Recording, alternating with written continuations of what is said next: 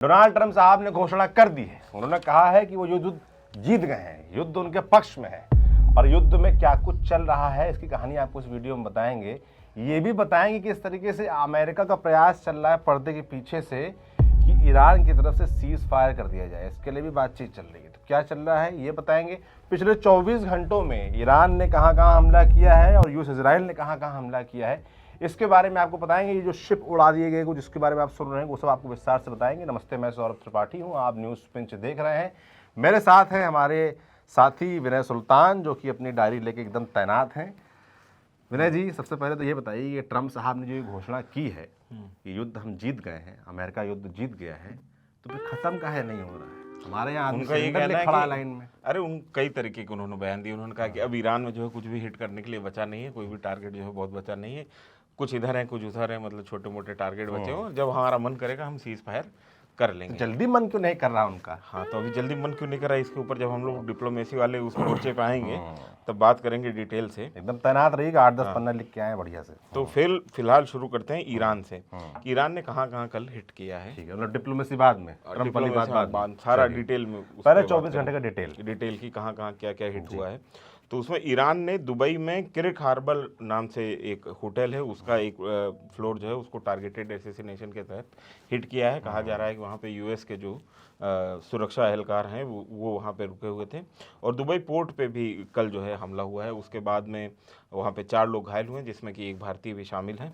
Bahrain में airport को निशाना बनाया गया है। उसके अलावा मुशर्रक जो एक वहाँ पे गवर्नमेंट है, वहाँ पे फ्यूल टैंक्स को निशाना बनाया है ईरान ने, ये कहा गया है बहरीन की तरफ से। और डिसिलेशन प्लांट जो है उसको निशाना बनाया गया। डिसिलेशन प्लांट मतलब कि समुद्र के पानी से नमक हटा के और पीने लायक पानी बनाना।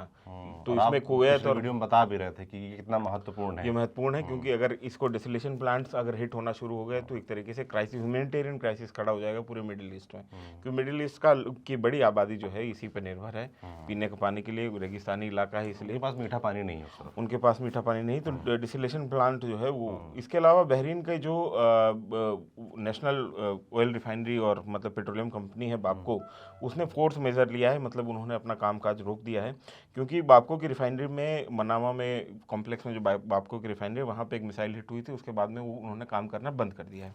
तो बहरीन जो है उसका ऑयल प्रोडक्शन है वो काफ़ी नीचे आ गया है। इसके अलावा यहीं पे मनामा में 5th फ्लीट का जो है कमांड एंड कंट्रोल सेंटर होता है और उसको भी हिट किया गया लगातार। तो ये मनामा जो है बहुत स्ट्रेटजिकली बहुत इंपॉर्टेंट है। कल बड़ी मज़ेदार बात ये हुई कि हिजबुल्लाह ने, जो कि लेबनान में बेस्ड है, उसने एक साथ 100 रॉकेट जो है दागे। हाँ, कल रात विजुअल आ रहे थे उसके, नॉर्थ इजराइल वायरल है वो। हाँ, 100 रॉकेट एक साथ दागे हैं। और उसमें दियर अल असद नाम का एक गांव है जहां पे अरबी आबादी है, मतलब अरबी मुस्लिम रहते हैं। इजराइल का ही टेरिटरी है लेकिन वहां पे आबादी मुस्लिम है।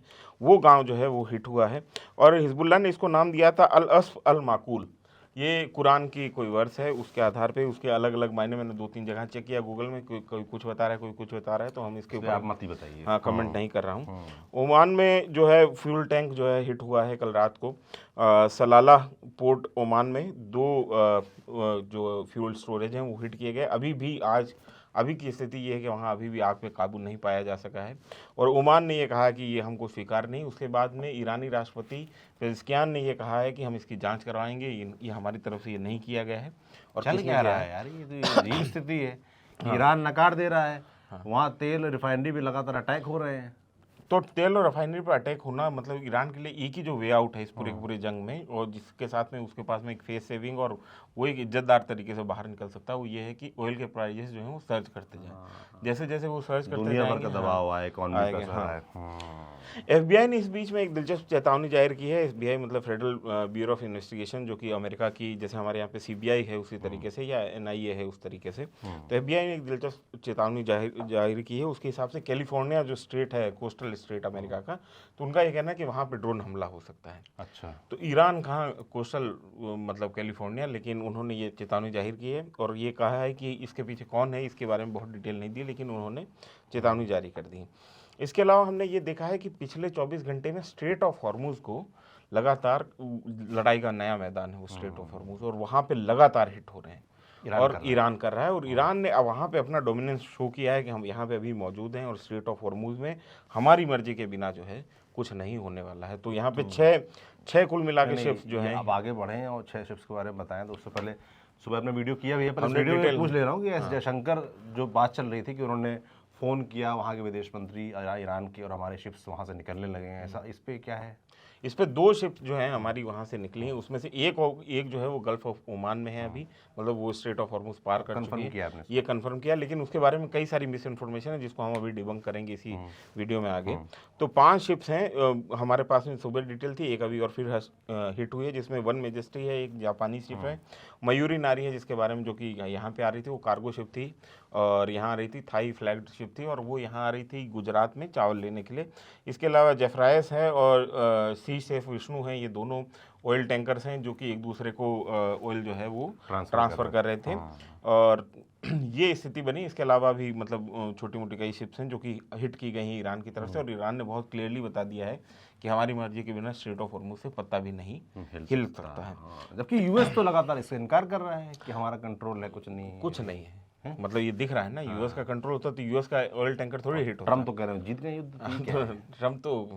ट्रम्प काफ़ी सारी चीज़ें कह रहे हैं। तो वो तेल अवीव में इस बीच में एक दिलचस्प वाकया ये हुआ कि एक मिसाइल ने आके हिट किया और उस समय तेल अवीव में सायरन नहीं बजा। अच्छा, तो तेल अवीव में ये होता है कि पहले हम ये देखते थे कि किसी भी लॉन्च के मतलब जो हिट होने वाला होता था उससे 8 मिनट के तकरीबन पहले सायरन बज जाते थे, अलर्ट चला जाता था। वो धीरे धीरे घट के 4 पे आ गया, और अब ये स्थिति हो रही है कि कई बार मिसाइल आके हिट कर जा रही है और कोई भी सायरन नहीं बज रहा, किसी तरीके की चेतावनी जो है वो सिविलियंस को नहीं पहुंच पा रही है।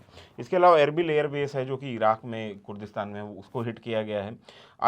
जो IRGC की तरफ से ये दावा किया गया है, IRGC के कमांडर हैं अली फादवी, उन्होंने ये कहा है कि हमने अब तक 3 F-15 जो प्लेन है वो कुवैत में मार गिराए हैं। यूएस के हैं कि यूएस के, और एक जो है हमने साउथ तेहरान में मार गिराया है। कल उन्होंने पहले 3 का दावा था, जिसको कुवैत ने कहा था कि हमारा फ्रेंडली फाइट है। हालांकि उसमें बहुत सारी पेच हैं, क्योंकि फ्रेंडली फाइट में ADS काम नहीं करता है, और अगर मान लो खुद के ही अगर प्लेन दूसरे प्लेन को लॉक कर रहे हैं तो भी फ्रेंडली फाइट में जैसे ही आपका प्लेन लॉक होता है तो आपको पता चल जाता है कि हमारा प्लेन जो है वो टारगेट उसके ऊपर लॉक हो गया है, तो आपको जो सामने वाले प्लेन को भी पता चल जाता है। तो जैसे ही लॉक हुआ होगा तो उस समय भी जो US पायलट्स हैं और इजरायली जो पायलट्स हैं, मान लीजिए उन्होंने कहा होगा कि हम तो भाई एक ही टीम में, हम कैसे आप मेरे ऊपर हमला कर सकते हैं कतर में, सॉरी माफ़ कीजिए कुवैत में। लेकिन ये स्थिति बनी है, और साउथ तेहरान में एक इन्होंने बोला है कि F-15 जो है गिराया गया है।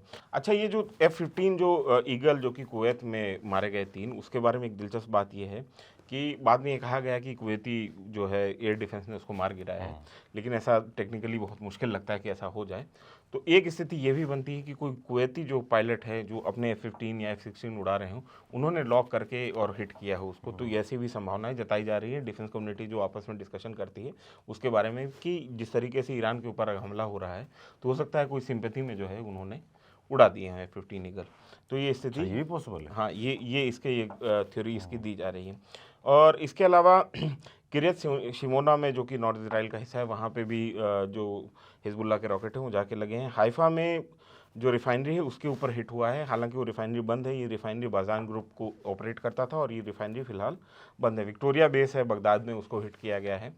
तो ये ईरान की तरफ से जो कल हिट्स हैं, जिसमें खास तौर पे जो मानीखेज बात वो ये है कि स्ट्रेट ऑफ हॉर्मुज में जिस तरीके से उन्होंने अपनी सुप्रीमेसी दिखाई, अपनी पकड़ दिखाई है, वो देखने वाली बात थी।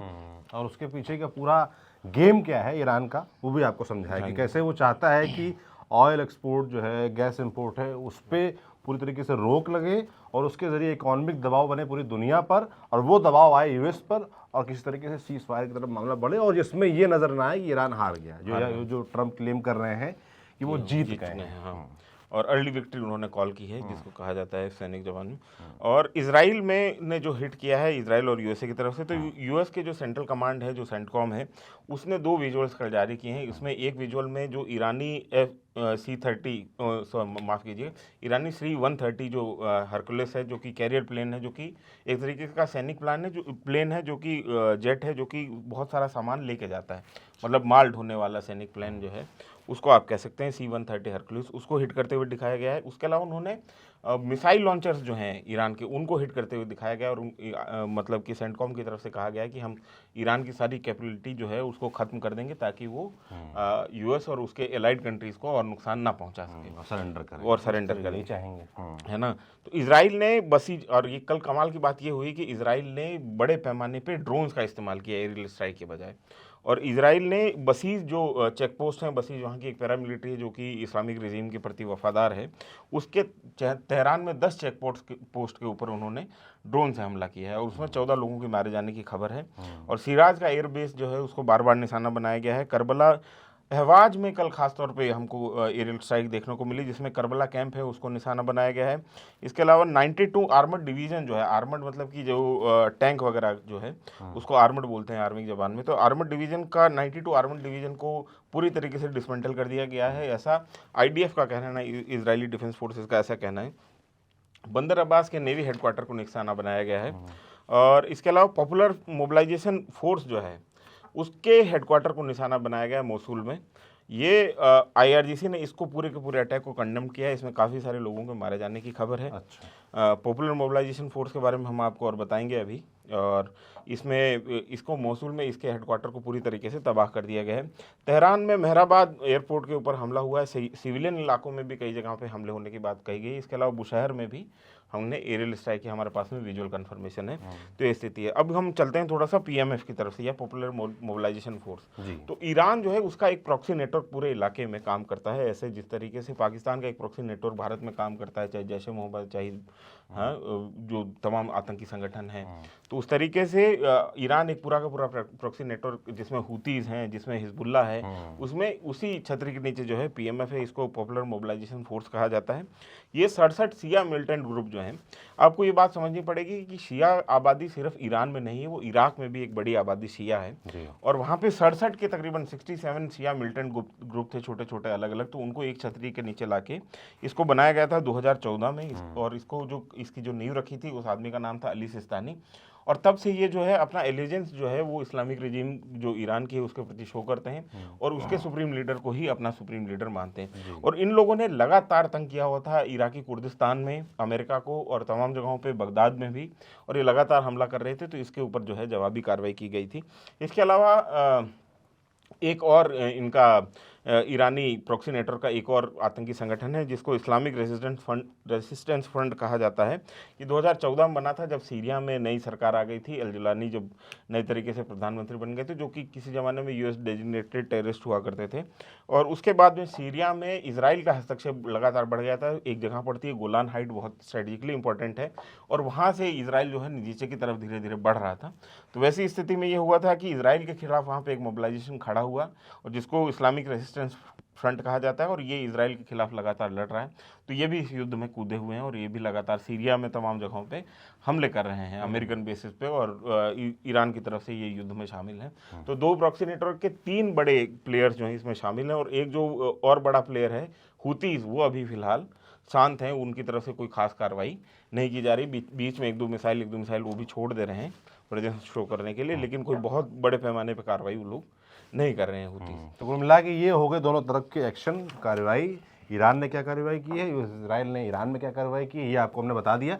ईरान में हालांकि कैजुअलिटीज की संख्या लगातार आ रही है। हाँ, हमने इजराइल की तरफ से उतना नहीं आता है, क्योंकि इजराइल जो है वहाँ पे कई जगहों पे रेजिडेंशियल बिल्डिंग्स को जो है हिट करता है। वो ये कहता है कि टारगेट असैसिनेशन में, लेकिन ऐसा तो होता नहीं कि अगर टारगेट असैसिनेशन और आप रेजिडेंशियल बिल्डिंग को हिट करते हैं तो उसमें कोलेट्रल डैमेज नहीं होता है। आम जो इंसान है, जो कि बेगुनाह है, जिनका इस युद्ध से कोई लेना देना नहीं है, उनकी जान न जाती हो। और एक खास बात यह है कि तमाम जितनी स्ट्राइक्स अमेरिका और इजराइल कर रहा है, उसके बीच भी हर शाम को वहाँ पे तमाम शहरों में भीड़ जुटती है जो कि इस्लामिक रिजीम के पक्ष में नारेबाजी करती है, जो कि अपने सुप्रीम लीडर के पक्ष में नारेबाजी करती है। और जो पहले अगेंस्ट प्रोटेस्ट कर रहे थे उनका क्या सीन है? उनका अब वो, क्योंकि मैं आपको लगातार बोल रहा हूँ कि जो वहाँ का विपक्ष है उसके पास में अभी इस स्थिति में, ऐसे संकट के काल में, वो मतलब कि मोरल ग्राउंड, हाँ, मोरल ग्राउंड बचा नहीं। और वही कोशिश कर रहा है इजराइल यूएस लगातार कि कैसे माहौल बने कि वो सड़क पे आए और फिर रेजिम चेंज जो हमारा जो मुख्य प्राइमरी लक्ष्य है, प्राइमरी उसको पूरा करें। लेकिन अब हो सकता है 6 महीने बाद में ऐसी स्थिति बने कि वहाँ पे विपक्ष फिर से सड़कों पर उतरे और प्रदर्शन करें। थोड़ा डिप्लोमेसी पे आ जाते हैं। जो सबसे पहली बात इस वीडियो में बोली थी कि ट्रंप का जो बयान है कि हम जीत गए हैं, इसके बारे में बताइए।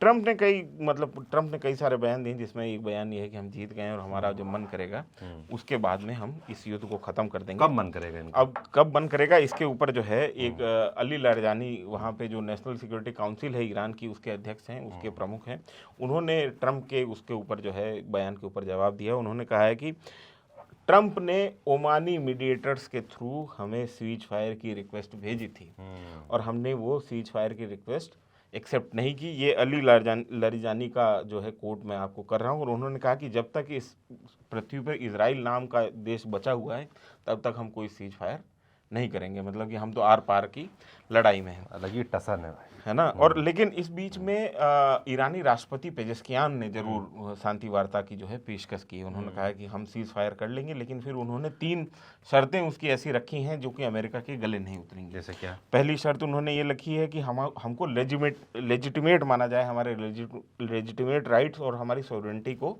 एक्सेप्ट किया जाए, और हम अपना जो मिसाइल प्रोग्राम चला रहे हैं, जो अपनी दिफा करने के लिए, अपनी रक्षा करने के लिए हम तमाम सारे जो प्रोग्राम चला रहे हैं उनको लेजिटिमेट किया जाए, उनको हमको रुका ना जाए कि हमारा मिसाइल प्रोग्राम जो है वो बंद नहीं हो सकता। हालांकि उन्होंने न्यूक्लियर प्रोग्राम के बारे में कुछ नहीं कहा। दूसरा कि जंग में हमको जितना नुकसान हुआ है उसका मुआवजा हमको यूएसए और इजराइल दें, हमारा जितना नुकसान हुआ उसका पूरा मुआवजा अगर आप देंगे। और तीसरा, हमको इंटरनेशनल गारंटी दी जाए कि आज के बाद यूएसए या इजराइल हमारे देश के ऊपर हमला नहीं करेगा।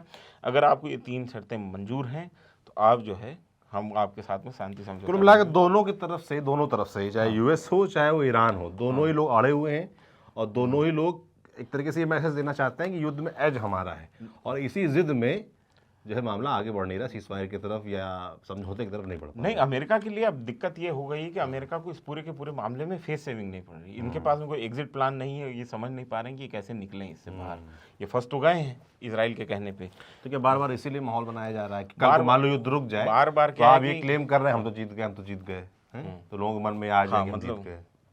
आप किसी को एक बार मूर्ख बना सकते हैं, आप 2 बार मूर्ख बना सकते हैं, आप हर बार मूर्ख नहीं बना सकते हैं ना। तो वो स्थिति है कि बार बार जो है ट्रंप ये कह रहे हैं कि युद्ध खत्म होने वाला है, ताकि क्रूड ऑयल के प्राइसेस जो हैं वो लिमिट में रहें। लेकिन वो एक बार मैनिपुलेशन चल गया, आपका 115 से जो है क्रूड ऑयल सीधा 77 पे आ गया। लेकिन अब जो आज की स्थिति है क्रूड ऑयल फिर से 100 पार कर चुका है, और तमाम इनके प्रयासों के बावजूद जो है 100 पार कर चुका है। इस बीच में एक बेढंगा बयान जो है ट्रंप की तरफ से आया कि उनसे ये पूछा गया कि श्रीलंका के पास जो आइरिस डेना को डुबाया गया था टॉर्पीडो लगा के, तो उनसे पूछा गया कि उसके ऊपर आपका क्या कहना है। तो उन्होंने कहा कि किसी भी हम ये चाहते थे कि हम उसको डुबा दें, क्योंकि डुबाने में ज़्यादा फन है बजाय उसको कैप्चर करने में। उनका ये कहना था कि मतलब उनको फन उसमें नज़र आ रहा था कि हम जो डुबा दिया हमने उसमें फ़न है। इस बीच में खातम अल अंबिया जो इनका हेडक्वार्टर है ईरान का, उनका ये कहना है, जो युद्धकालीन हेडक्वार्टर है आर्मी का, उनका ये कहना है कि अब आप जो है तैयारी कर लीजिए कि $200 के पार जो है वो चला जाएगा क्रूड ऑयल, हम तब वहाँ तक लेके जाएंगे क्रूड ऑयल को। हालांकि ये भी साइको ऑप्स है, मतलब साइकोलॉजिकल वॉरफेयर है कि दबाव बनाने की तरकीब है। इस बीच में पेंटागन ने रिपोर्ट किया है यूएस कांग्रेस को कि पहले सप्ताह में जो हमारा खर्च है, जो कि पहले वॉशिंगटन पोस्ट ने 2 से 3 बिलियन बताया था, वो लगभग जो है $11.2 बिलियन जो है इनका खर्च आया है पहले सप्ताह में इस पूरे युद्ध में। इसके अलावा ईरानी मीडिया ने ये रिपोर्ट किया कि चीन ने इस पूरे के पूरे जब से ये युद्ध शुरू हुआ 28 तारीख से, उसके बीच में चीन को 12 मिलियन बैरल जो है क्रूड ऑयल ईरान ने सप्लाई किया है। अच्छा, तो ईरान ये दिखाना चाह रहा है कि हमारी क्रूड ऑयल की सप्लाई कहीं नहीं रुक रही है, हमारे पास डॉलर्स आ रहे हैं, हमारे पास संसाधन आ रहे हैं, हमारा काम नहीं अटका हुआ। काम अटका हुआ है कुवैत का, सऊदी अरेबिया का, यूएई का, और हम लोगों का भी तो अटका है, और दुनिया भर का। और एक दिलचस्प बयान आया है अर्दोगान की तरफ से, जो कि तुर्की के राष्ट्रपति, उनकी तरफ से ये आया है कि अमेरिका और इजराइल और ईरान को आपस में युद्ध बंद कर देना चाहिए, क्योंकि हमको उसका बिल पे करना पड़ रहा है उस युद्ध ये का। तो सही बात है इसमें, है ना। पूरा मिडिल ईस्ट को करना पड़ रहा है। हाँ, लेकिन इस बीच में इनके काउंटर में एक नया बयान आया। नेफ्ताली बिन जो है पूर्व प्रधानमंत्री हैं इजराइल के, उनका ये कहना है कि जैसे ही हम ईरान से निपट लेंगे उसके बाद में तुर्की की ही बारी है। तो ये स्थिति मिडिल ईस्ट में अभी बनी हुई है। उनका ये कहना है ताकि कोई भी किसी तरीके का इस्लामिक अलायंस जो है फॉर्म नहीं हो पाए इजराइल के खिलाफ। तो ऐसी स्थिति में अब जो हम अगला टारगेट हमारा तुर्की है। तो ये यहाँ पे एक तरीके से शांति वार्ता कर रहे हैं, वहाँ पे उनके तैयारी चल रही है उनके खिलाफ, है ना। और इंटरनेशनल एनर्जी एजेंसी की तरफ से क्रूड ऑयल के प्राइसेस को लिमिट में रखने के लिए ये हुआ है कि 400 बिलियन 400 मिलियन बैरल जो क्रूड है उसको वो मतलब कि SPR जो स्ट्रेटेजिक पेट्रोलियम रिजर्व है उसका वो रिलीज़ करेंगे। तो ये जनरली जो इंटरनेशनल एनर्जी एजेंसी है ये G7 जो कंट्रीज़ हैं, जो कि ग्रुप ऑफ 7 कंट्रीज़ कहा जाता है, जिसमें तमाम यूरोप की बड़ी इकॉनमीज़ और अमेरिका वगैरह हैं, तो प्रीमियम ग्रुप है इसके ऊपर होल्ड है इंटरनेशनल एनर्जी एजेंसी के ऊपर, और इसने 400 मिलियन बैरल क्रूड ऑयल जो है उसको रिलीज़ करने का है। इस बीच में US प्रेसिडेंट डोनाल्ड ट्रंप ने ये कहा है कि वो $172 मिलियन जो है SPR, अमेरिकन SPR है, उसका रिलीज़ करने जा रहे हैं। और एक बड़ी दिलचस्प घटना ये हुई है, रशिया की तरफ से ये बयान आया है कि उनका एक जो गैस टैंकर है, जो गैस ले जा रहा था वेसल, उसको हिट किया गया है मेडिटेरेनियन सी में। किसने किया? अब उसके ऊपर उन्होंने बहुत क्लियरिटी नहीं दी है। उन्होंने कहा कि 1 लाख क्यूबिक मीटर जो है हमारी गैस इसमें जा रही थी। इसका नाम आर्कटिक मेटा गैस था इस शिप का, और इसको हिट किया गया है माल्टा के पास। माल्टा नाम का एक देश है उसी मेडिटेरेनियन सी में, उस वहाँ से 168 नॉटिकल माइल जो है वहाँ से दूर था उसके तट से माल्टा के, और वहाँ पे उसको हिट किया गया है ड्रोन से, और इसकी वजह से उसमें आग लग गई है। तो ये स्थिति, तो आप मेडिटेरेनियन सी जैसे हम अगर आपको स्क्रीन पे अगर हम दिखाएं अभी मेडिटेरेनियन सी, तो इजराइल और ये सुएज कैनाल के ऊपर जो ये पूरा इलाका है इसको मेडिटेरेनियन सी कहते हैं। और यहाँ पे लगभग जो है किसी ज़माने में यहाँ पे रोमन एम्पायर था, कहा जाता था कि मेडिटेरेनियन सी जो है वो रोमन एम्पायर की झील है, मतलब उसको उसी तरीके से बरतता था। लेकिन मेडिटेरेनियन सी बहुत स्ट्रेटजिक लोकेशन है, और यहाँ से एक रास्ता जो है वो अफ्रीका की तरफ खुलता है, दूसरा रास्ता दक्षिण एशिया की तरफ खुलता है सुएज नहर कैनाल के जरिए। तो यहाँ पे हिट किया गया है, कहा जा रहा है, दावा है रशिया की तरफ से। और बहुत बड़ा दावा है। हाँ, तो ये हालांकि अभी किसी ने जिम्मेदारी नहीं ली है, अभी ईरान मतलब ने मारा है हाँ, या US के? नहीं, या तो US ने मारा होगा या यूक्रेन ने मारा होगा, अगर ड्रोन आके लगा है, मतलब कोई एक्सीडेंट तो है नहीं, तो अभी वो तो सामने आ जाएगा। इसके अलावा CNN का ये दावा है कि रशिया ने एडवांस ड्रोन टेक्नोलॉजी जो अपनी है, जो उन्होंने यूक्रेन वॉर के समय डेवलप की है, वो ईरान को सप्लाई करना शुरू कर दिया है, ताकि ईरान अपने ड्रोन्स को और इफेक्टिव बना सके और मारक बना सके। तो ये CNN का दावा किया गया। CNN इस तरीके की खबरें हम जो है वेस्ट की मीडिया में लगातार सुनते आ रहे हैं कि रशिया खूब मदद कर रहा है ईरान की। और हालांकि पुतिन ने उस दिन जब ट्रम्प से बातचीत हुई तो मना किया उसके बारे में। हाँ, विटकॉफ ने कहा, तो कौन मानेगा अपने से। तो ये स्थिति है। और रोमानिया ने पहले ये कहा था कि हम जो है US के जो जहाज़ हैं उनको हम अपने यहाँ पे मतलब उतरने देंगे, उनको हम रिफ्यूल करने देंगे, और हम उनको फैसिलिटी अपनी एयर बेसिस जो है उसको इस्तेमाल करने देंगे। अब रोमानिया का जो है इसके ऊपर जब ये खबर चल गई कि भाई रोमानिया ने अपनी एयर बेसिस जो है US के लिए खोल दिए, तब रोमानिया का इसके ऊपर क्लियरेंस ये आया है कि हम जब US जहाज़ स्ट्राइक करके लौट रहे होंगे तभी हम उनको उतरने देंगे, जाते हुए जहाज़ों को रिफ्यूल करने नहीं देंगे। अच्छा। तो ये उनका कहना है कि मतलब वो इसको कहा जाता है डिप्लोमेसी की भाषा में कि टंग इन चीक अप्रोच, की मतलब आप अगर जवान को गाल में फंसा के कुछ बोलें तो आप बोल भी रहे हैं, वो उसका कोई मतलब ही नहीं निकलता है। तो रोमानिया का ये कहना है कि हम साथ भी हैं और साथ नहीं भी हैं, तो हम निष्पक्ष भी बने हुए हैं। और इस बीच में रशिया ने भारत सहित तमाम देशों को जो वो पहले सैंक्शंस के दौरान छूट पे जो ऑयल देता था, जो क्रूड ऑयल देता था, उसके ऊपर से वो छूट उन्होंने हटा दी। ये बहुत महत्वपूर्ण बात है कि रशिया से जो हमारे संबंध थे वो तो ऐतिहासिक, आप लोग जानते ही हैं। तेल उससे हम खरीदते थे, US ने सैंक्शन लगाया कि भाई हमसे ट्रेड डील आपको करनी, तो रशिया से तेल लेना बंद करना पड़ेगा।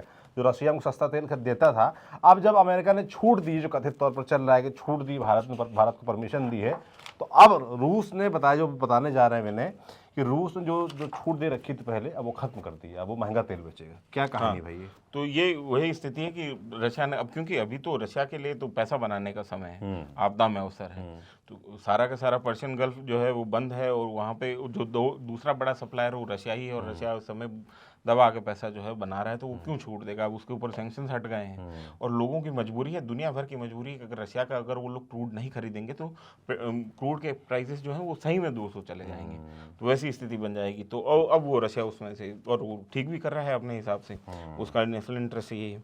इस बीच में NYT में एक बहुत ज़बरदस्त खबर छपी है, और इस खबर से कई सारी चीज़ें बदल जाती हैं, कई सारे मायने बदल जाते हैं। NYT ने पहली बार ये कहा है कि मिनाप जो स्कूल है, जहाँ पे 200 के तकरीबन बच्चे जो हैं अमेरिकन स्ट्राइक में मारे गए हैं, बच्चियाँ, तो छात्राएं, तो उसमें मिनाब स्कूल में जो स्ट्राइक हुई थी वो यूएसए की तरफ से हुई थी। एनवाईटी में ये एनवाईटी में ये बात छपी है और उन्होंने सोर्सेज के हवाले से खबर छापी है कि ईरानी, उन लोगों ने ये सोचा था कि जो ईरानी नेवल कॉम्प्लेक्स का ही वो पार्ट है, इस वजह से उसको निशाना बनाया गया था। आपको याद होगा कि जिस दिन ये घटना हुई थी, मैंने आपको ये कहा था कि सामान्य तौर पर ऐसे जो एक्शंस होते हैं उसमें टेक्निकल इंटेलिजेंस के अलावा ग्राउंड इंटेलिजेंस बहुत महत्वपूर्ण होती है, ताकि वो तस्दीक कर सके कि यहाँ पर जो है फलानी चीज़ है, और ग्राउंड इंटेलिजेंस में ज़रूर कहीं ना कहीं कमी हुई होगी, इस वजह से ऐसी चीज़ें हिट की गई हैं। और इसमें टॉम हॉक मिसाइल की जो है डिब्रीज वहाँ पे मिली थी, तो साफ था कि अमेरिका की तरफ से ये स्ट्राइक की गई थी, क्योंकि अभी तक कन्फ्यूजन था कि अमेरिका ने किया है इजराइल ने, लेकिन अमेरिका की तरफ से किया गया है और ये साफ हो गया है। और अमेरिका के अंदर इसके ऊपर बहुत हल्ला मचना लाजमी है, मचेगा, आने वाले समय में हमको देखने को मिलेगा। फ्रांस के जो राष्ट्रपति हैं इमैनुअल मैक्रों, उन्होंने कहा है कि हमारे पास में इस बात की कोई इंटेलिजेंस नहीं है कि जो वेस्टर्न मीडिया लगातार दावा कर रहा है, वेस्ट की तरफ से लगातार दावा किया जा रहा है। इवन डोनाल्ड ट्रंप खुद ये दावा कर रहे थे कि स्ट्रेट ऑफ हॉर्मुज में लगातार माइन बिछा रहा है ईरान। तो हमारे पास में इसका कोई इंटेलिजेंस, एक्शनेबल इंटेलिजेंस नहीं कि ऐसा हो रहा है। इस बीच में राइटर्स ने आज फिर एक खबर की है, उसके हिसाब से ईरान अब तक 12 माइंस जो है वो बिछा चुका है। तो वो दोनों एक दूसरे के विरोधाभासी बयान जो है हमारे सामने देखने पड़ रहे हैं। और ये सेक्शन जो है ये थोड़ा सा हमारे लिए भी महत्वपूर्ण है, आप भी इसको थोड़ा सा गौर करके सुनिए। हमने जो पिछला वीडियो बनाया था जिसके ऊपर हमने बताया था कि भारत के 2 जहाज परिमल और पुष्पक जो है वो भारत की तरफ आ रहे हैं, और हमने ये बताया था कि उनके ऊपर इंडियन फ्लैग्स हैं। तमाम भारतीय मीडिया में यही रिपोर्ट हुआ। अब मैंने जब जाके उसको बहुत विस्तार से क्रॉस चेक करने की कोशिश की तो हमारे सामने सच्चाई कुछ अलग आ रही, कुछ फैक्ट जो हैं वो हमको दुरुस्त करने हैं। तो ये आप इसको हमारे भूल सुधार समझ सकते हैं कि हम अपनी भूल सुधार रहे हैं। तो परिमल जो है उसका अभी स्थिति वो है गल्फ ऑफ ओमान में है, वो स्ट्रेट ऑफ हॉर्मुज से निकल चुका है और वहाँ पे सेल कर रहा है, और इस पे पलाऊ का फ्लैग लगा हुआ है, भारत का फ्लैग नहीं लगा हुआ है। इसने खोरफकन जो पोर्ट है यूएसए से, वहाँ से माल यूएई से माफ़ कीजिए अमीरात से, वहाँ से इन्होंने माल लादा है और ये लोग फिलहाल भारत की तरफ आ रहे हैं। ऑयल टैंकर है। दूसरा पुष्पक है जो कि इसके ऊपर कुक आइलैंड का वो लगा हुआ है, झंडा लगा हुआ है, भारतीय फ्लैग नहीं है। दोनों विमानों के ऊपर भारतीय फ्लैग नहीं है। ये भारत की तरफ सेल कर रहे हैं, ये बात ठीक है, लेकिन उन दोनों के ऊपर भारतीय फ्लैग नहीं है। ये कुक आइलैंड जो है वो साउथ पैसिफिक का एक देश है जो कि न्यूजीलैंड के पास में पड़ता है, तो उसका झंडा इसके ऊपर लगा हुआ है। इसने अल फुज़ैरा यूएई से जो है माल भरा था, और उसके बाद में इसने, आपको मैंने याद होगा जो हमारे दर्शक लगातार उनको हमने बताया था कि अल फुज़ैरा के ऊपर लगातार हमले हुए हैं। वहाँ के जो ट्रेड टावर्स हैं, जो मतलब वहाँ की ट्रेड डिस्ट्रिक्ट है, उसके ऊपर भी हमले हुए हैं। और हमारे सामने ये था, वहाँ पे इजराइल की एक एम्बेसी थी, उसको भी हिट किया गया था। तो बसरा में इसने जाके एंकर किया था, और बसरा में भी कल जब वारदात हुई है कि वहाँ पे ऑयल टैंकर्स को आग लगा दी गई, उसके बाद में इसने बसरा से ये निकल चुके हैं, और ये फिलहाल ये लोग भी सेल कर रहे हैं भारत की तरफ से। तो 2 ये जो विमान हैं, और ये अभी भी इनकी आधिकारिक पुष्टि हमारे तरफ कोई आधिकारिक बयान इसके ऊपर नहीं आया है। अच्छा, पिछले वीडियो में मेरे से एक और गलती हुई थी थोड़ा सा, उसको भी मैं थोड़ा सा भूल सुधार यहाँ पे कर देता हूँ कि लाइबेरिया मैंने बताया था कि वो दक्षिण अमेरिका का देश है, जो कि मैं गलत था, वो अफ्रीकी महाद्वीप का एक देश है। तो इसको हो जाता है कई बार जब आप हो जाता है, पर नहीं होना चाहिए, ये हम सुनिश्चित करेंगे। हाँ। बाकी लेकिन अच्छी बात ये है कि विनय सुल्तान खुद से आ रहे हैं और एक्सेप्ट कर रहे हैं कि उनसे वो गलती हुई, और आगे हो जाती है अगर, तो उसको स्वीकार करें। बाकी हमारी कोशिश पूरी रहती है कि हम सही फैक्ट तो कम से कम आपके सामने पेश करें। तो अब थोड़ा सा बात कर लेते हैं कि इस पूरे के पूरे युद्ध में क्या स्थिति अभी बन रही है, मतलब क्या लगातार कितना लंबा खींचेगा, और क्या तमाम डोनाल्ड ट्रंप ये कह रहे हैं कि हम युद्ध जीत चुके हैं के दावों के बीच में क्या हो रहा है। तो अब आप ये समझिए कि इजराइल और अमेरिका के पास में भी अब बहुत विकल्प नहीं बचे हैं, क्योंकि वो ग्राउंड इन्वेजन कर नहीं सकते हैं। एरियल स्ट्राइक उनको जितनी करनी थी उन्होंने भरपूर कर ली है। पिछले, आज 13वां दिन है, पिछले 12 दिन में इतनी एरियल स्ट्राइक उन्होंने की है कि अमेरिका ने 5000 से ज़्यादा एरियल स्ट्राइक जो है वो कबूल की हैं। इजराइल ने 6000 से 7000 एरियल स्ट्राइक जो हैं वो कबूल की हैं, लेकिन उसका नतीजा ना तो वो ईरान को इस तरीके से डिकैपिटेट कर पाए कि उसका मिसाइल लॉन्च जो है वो पूरी तरीके से बंद हो जाए, ना वो ड्रोन्स को डिकैपिटेट कर पाए। तो ईरान को सुरक्षात्मक तरीके से या उसके ऑफेंसिव को डिकैपिटेट करने में अमेरिकन फोर्सेस या इजरायली फोर्सेस नाकाम रही पूरी तरीके से। दूसरी बात यह है कि ईरान की तरफ से ईरान ने ये तय कर लिया है कि हम आखिर तक इस युद्ध को, क्योंकि उनको ये पता है कि उनका जो सबसे बड़ा प्लस पॉइंट है वो है स्ट्रेट ऑफ हॉर्मुज और टाइम। जितने लंबे समय तक वो स्ट्रेट ऑफ हॉर्मुज को बंद रखेंगे, चोक रखेंगे, उतना ही ज़्यादा अमेरिका के पास में दबाव आएगा और अमेरिका इसको ज़्यादा समय तक झेल नहीं पाएगा।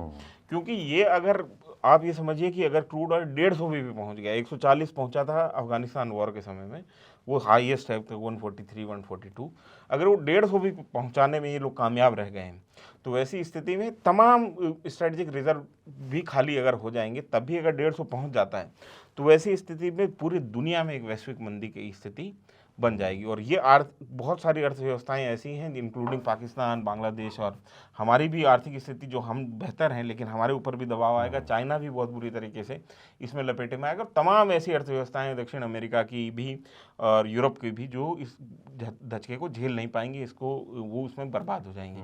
तो ऐसा आर्थिक दबाव जो है वो झेलने के लिए दुनिया तैयार नहीं है, और वो अमेरिका के ऊपर दबाव बनाएगा, इजराइल के ऊपर दबाव बनाएगा। इसलिए एक कहा जा रहा है, जो कि डिफेंस कम्युनिटी है, जो डिफेंस का विश्लेषण करते हैं, जर्नलिस्ट हैं, थिंक टैंकर्स हैं, तो उनका ये कहना है कि इजराइल जो है वो लगातार स्ट्राइक तेजी से इसलिए कर रहा है क्योंकि उनको ये पता है कि उनकी स्ट्राइक विंडो कभी भी क्लोज हो सकती है।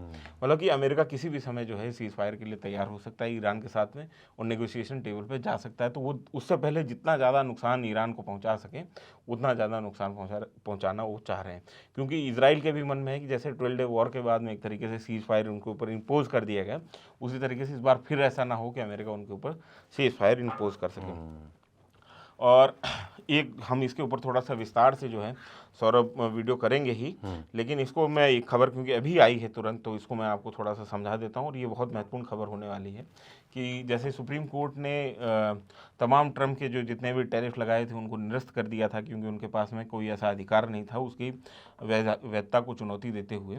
तो उसके बाद में उन्होंने सेक्शन 310 जो है, माफ़ कीजिए 301 जो है, यूएस स्टेट रिप्रेजेंटेटिव जो बिल है उसका उन्होंने इन्वॉक किया है 310। अब इसमें क्या होता है कि आप अम्ब्रेला टैरिफ किसी के ऊपर नहीं लगा सकते हैं, लेकिन आप एक पर्टिकुलर सेक्टर के ऊपर जो है वो टैरिफ लगा सकते हैं, एम्बार्गो लगा सकते हैं, उसके ऊपर जो है आप कर लगा सकते हैं।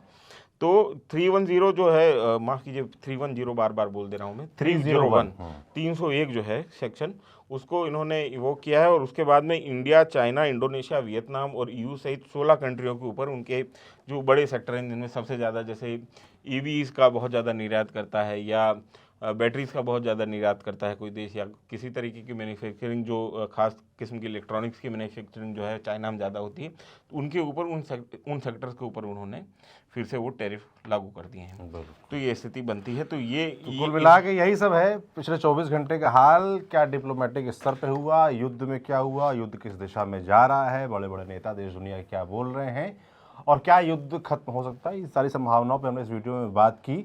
और थोड़ा रिफाइन करके, थोड़ा जांच पड़ताल करके विनय सुल्तान लगातार आप तक इन्फॉर्मेशन लाते हैं, हम लाते रहेंगे। आपकी राय हो, को फीडबैक हो, कमेंट बॉक्स में लिखकर जरूर बताएं। बाकी न्यूज़ पिंच देखते रहिए। मैं सौरभ त्रिपाठी हूँ, मेरे साथी विनय सुल्तान, कैमरे पीछे तौफीक है। शुक्रिया।